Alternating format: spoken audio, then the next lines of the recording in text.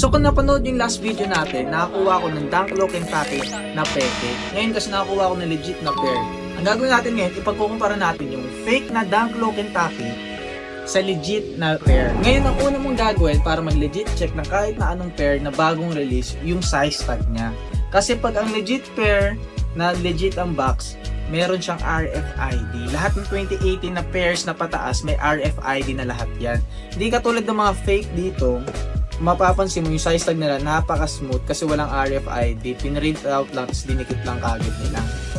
Ngayon, ang pangalawa kong napansin, nasasabihin ko sanang pwede nyong i-check kung merong data code yung box ng sapatos, which is ito. Makita nyo siya, nasa top lid lang siya ng box. Ang kahit anong pair, makita mo yung data code. Pero, pucha, pati pala itong mga peking sapatos, ginagaya na pala nila yung data code. Oh. Meron na rin pala. Kaya nagulat rin ako dito eh.